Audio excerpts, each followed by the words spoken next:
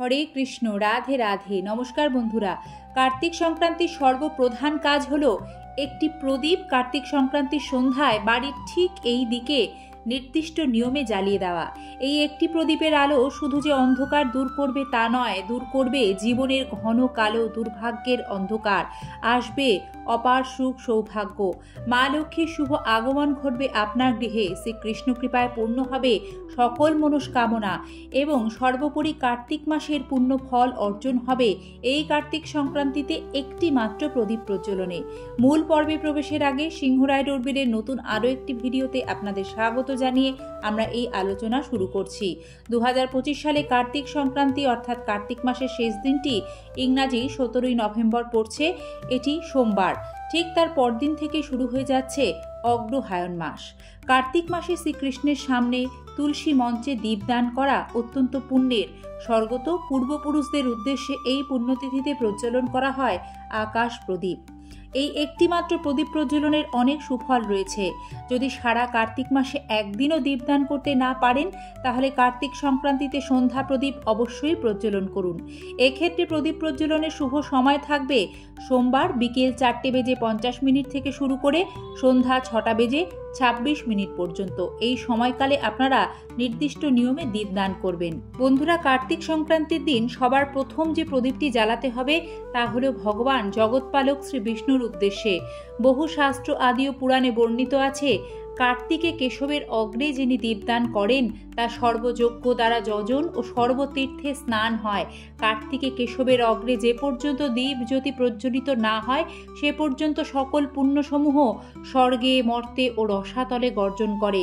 তাই শ্রীকৃষ্ণ কৃপা লাভ করতে কার্তিক সংক্রান্তির দিন স্নান সেরে শুদ্ধ বস্ত্র পরে পূজা দেওয়ার সময় ভগবান বিষ্ণুর চিত্রপট বা বিগ্রহের চরণে 4 বার, নাভিকমলে 2 বার, মুখমণ্ডলে 3 বার ও সর্বাঙ্গে 7 বার, ডান দিক থেকে আরম্ভ করে বাঁ দিকে ঠিক যেভাবে ঘড়ির কাঁটা ঘোরে সেইভাবে প্রদীপ প্রদক্ষিণ করাতে হয়।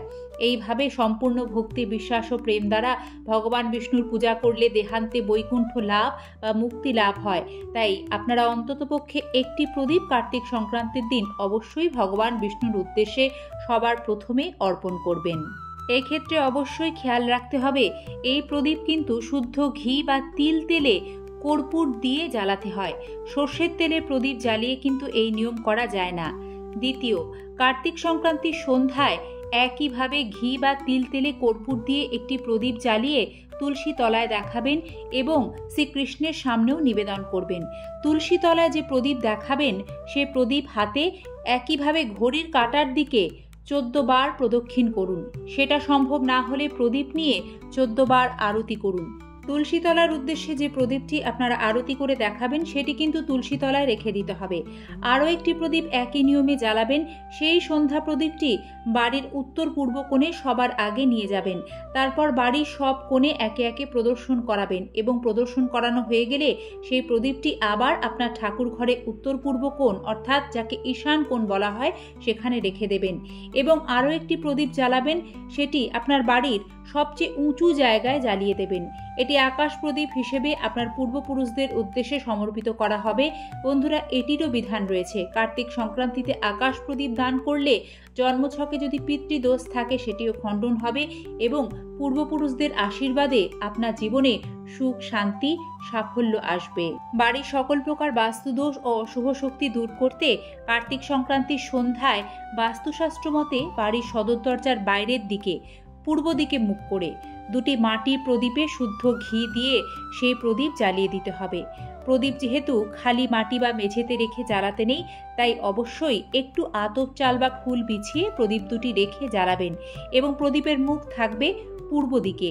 এ কাজ করলে গৃহের বাস্তুদোষ দূর হয়ে শুভ শক্তির আগমন ঘটবে। বন্ধুরা, কার্তিক সংক্রান্তিতে মা লক্ষ্মীরও বিশেষ পূজা আরাধনা করবেন।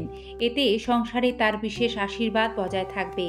বন্ধুরা, একটি পৌরাণিক কাহিনী মতে কলিপ্রিয়া তার স্বামীকে বধ করেছিল এবং তার ভুল বুঝতে পেরে সে নিজের পাপের প্রায়শ্চিত্তের জন্য এই দীপ দান করেন। এই পবিত্র মাসে সংক্রান্তিতে দীপ দানের জন্য তিনি দেহান্তে বিষ্ণুলোক প্রাপ্ত হন।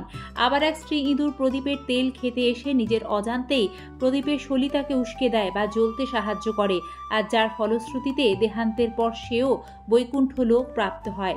এই পূর্ণ মাস সম্পর্কে পদ্মপুরাণে বলা হয়েছে, এই পূর্ণ মাসে ভগবান বিষ্ণুর উদ্দেশ্যে কেউ যদি একটি দ্বীপ দান করে তবে তার সমস্ত পাপ নাশ হয় আর পুনর্জন্ম হয় না, মনস্কামনা পূর্ণ হয়। প্রদীপের আলোতে যেমন চারদিক আলোকিত হয়ে সমস্ত অন্ধকার দূর করে, তেমনি ভক্তি ও জ্ঞান দ্বারা সকলের পাপ দূরীভূত হয়। অর্থাৎ প্রদীপের আলো শিখা যত উজ্জ্বল হতে থাকবে ততই পূর্ণ ফল অর্জন হবে। শুভ কার্তিক সংক্রান্তি। এই দিনটিতে কার্তিক পুজো অনুষ্ঠিত হয়, তাই কার্তিক পূজার শুভেচ্ছা। সকলে ভালো থাকবেন। ধন্যবাদ আজকের পর্বটি সম্পূর্ণ আপনাদের মূল্যবান সময় থেকে সময় বের করে ধৈর্য ধরে দেখার জন্য। নিয়মিত এই ধরনের ভিডিও দেখতে আমাদের সাথে থাকবেন।